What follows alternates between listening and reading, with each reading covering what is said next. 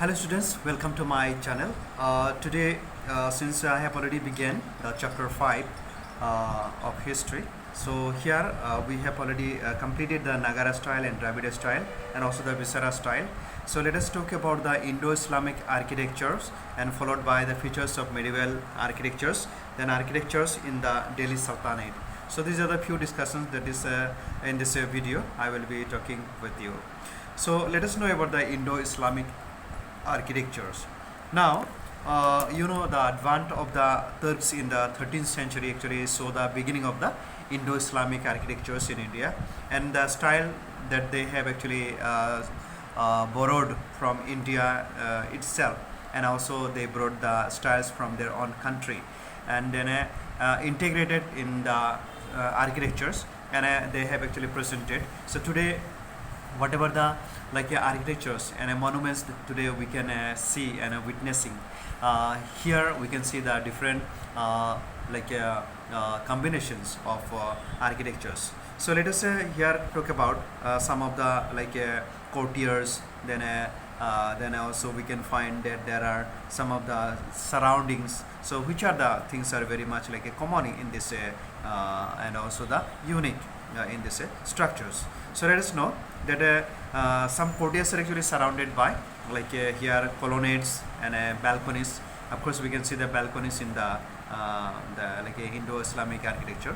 Then we can also find that in the architecture of the architectural style of brought actually by the Turkish rulers also, we can see that there are domes. Domes very often it is actually found, and then arches were found, then motifs, mosaics, then mihrabs, and also the minarets were also found here. Now see, many of the foreign invaders actually originated from Central Asia, and their influences were actually also reflected in the new form of architectures. So let us talk about here the period of Persians. Now during the Persians time, you can see that the domes will be there, and around this dome we see that there is a garden, a kind of a charbagh. It means the garden is surrounded, the dome is surrounded by the garden, and then the garden is actually divided into four division, and these four divisions in fact known as the charbaghs. That is a Persian styles of the architectures we can find around the domes.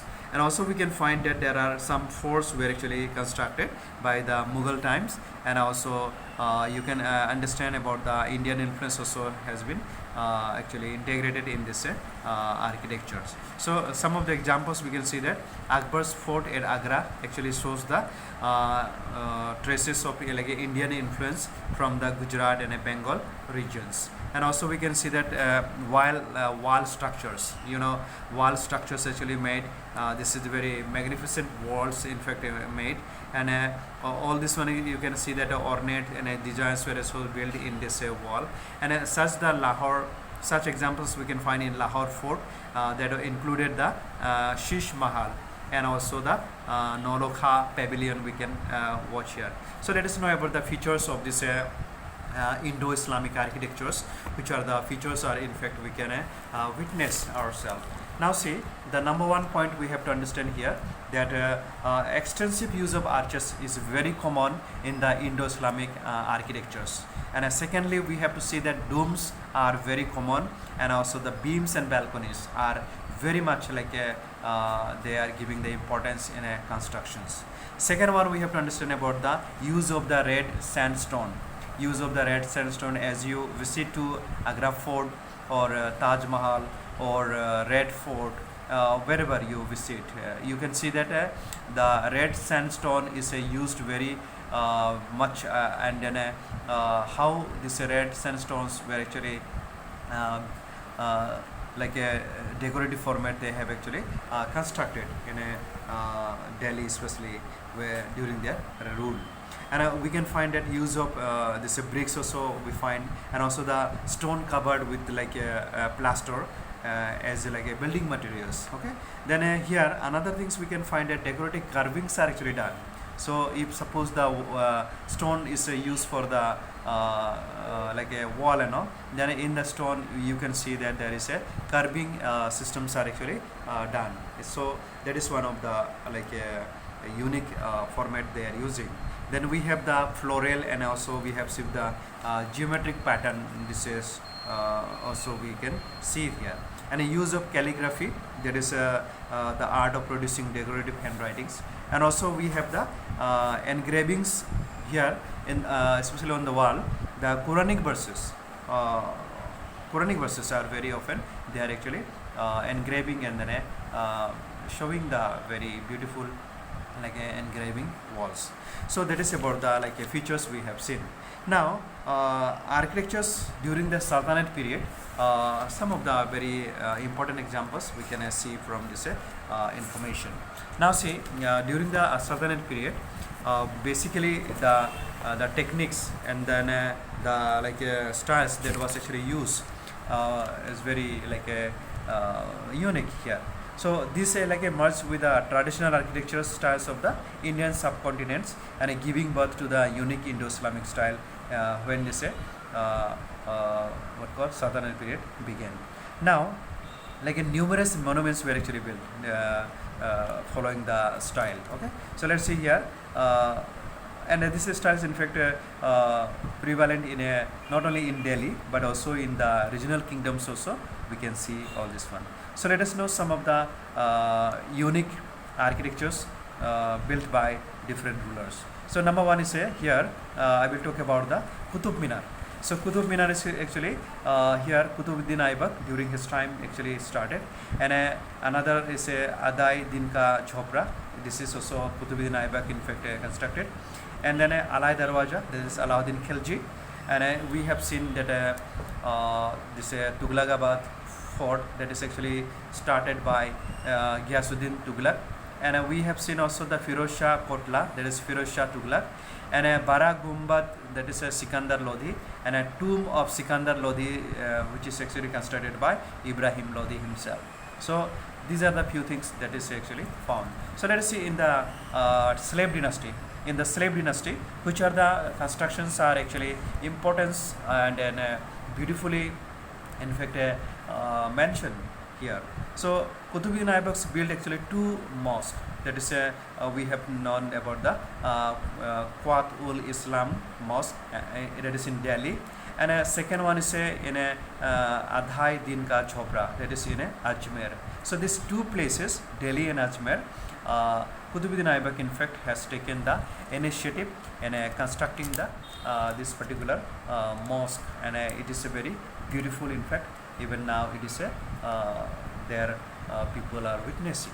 So in case you happen to be in Delhi, kindly visit to this what called like Qutub Minar, and then you visit to Agra Kila, UP, and also visit to Taj Mahal, and you witness yourself how beautifully things are actually happening. And since we are talking about the architectures, of course we know that those rulers have not contributed from their pocket the money which they actually expense for this construction of the, or maybe the expenditure of these buildings, but it is from the India itself. So they collected from the people, from our peasants and farmers and artisans, and they have actually constructed. So anyway, so here the Mamluk or the slave dynasties, we find this two mosque very beautifully. Then again, he also actually commissioned the construction of a tower dedicated to the famous Sufi saints, that is Qutubuddin Bhaktiyar Kaki, and the tower which is known as the Qutub Minar. So Qutub Minar also actually Qutubuddin Aibak he started. So here the tower which is known as the Qutub Minar was actually completed during the reign of Iltutmish. There is the Akbar's Akbar's successor. Okay, Qutubuddin Aibak's successor, Iltutmish. In fact, he completed this particular tower. Let us talk about the Khilji dynasty. So during the Khilji dynasty, we have seen that about a Khilji, Alauddin Khilji. There are a lot of events that has been taken place during his time. But in our book it is not given much about it, Anyway, if you want to know more about this Khilji dynasty, you can see our medieval history, especially the main book. From the main book, many of the parts are actually splitted, and there today we are able to get it here and there. But you read more about this Khilji, and then you will come to know that how during the Genghis Khan, especially the Mongol invaders, wherever they were visiting, then they were destroying the crops, the men especially, and then every bit of thing they used to destroy, and then they used to go out. So that is we can find. Then the most famous among them is the Alai Darwaja. So during the Khilji time, he has actually given the importance of making, there is a Alai Darwaja, that is a gateway to the Qutub complex. Okay? Qutub complex. Then he also built a madrasa and an unfinished tower. So in case you visit to Delhi, you will be seeing that there is a unfinished tower is there. It is not decorated, but it is just a half or incomplete tower. This is the especially which side we can consider, especially maybe the eastern side of the this Qutub Minar. Okay, anyway, so these are the things we can find. So another things we can see that Alai Minar is there in that complex, and then you can see also the Siri Fort. Siri Fort is there. The Hauj-e-Alai, there is a large tank built for the residence of a Siri. Then again you see Hazar Situ, that is the Palace of 1,000 Pillars, are also some of the other examples of the Khilji architectures. Okay, now Tughlaq. Tughlaqs, you can see that the Tughlaqabad fort was actually constructed during the Tughlaqs, and Firoz Shah Tughlaq was a great patron of architectures and learning. He also repaired the Qutub Minar and added the topmost story to it, and many mosques and museums were actually built or repaired under this supervision. Then Firoz Shah also built a number of new towns, namely Jaunpur, Firozpur, Firozabad, and Hisar-e-Firoza. So these are the few towns actually was built during his time. And we also have seen here that is he also built the fort in Delhi named Firoz Shah Kotla. So you must remember Firoz Shah Kotla also built by himself. Then he brought two Ashokan pillars. See, Ashokan pillars actually he brought from Meerut and Topara and wrapped in a silk cloth to Delhi. One of these pillars was actually re-erected at a Firoz Shah Kotla, where it can be seen even today. It means today, for example, many of the structures are missing from a northern side, especially in North India. Most of this Mughal and Sultans were actually lived, and then when they were living, I think during their lifetime, most of the temple architectures were actually maybe destroyed. That's why today we don't see the much bigger temples and architectures in the northern side. But in the southern part of this India, we have seen that many of the tallest temples architectures are actually found.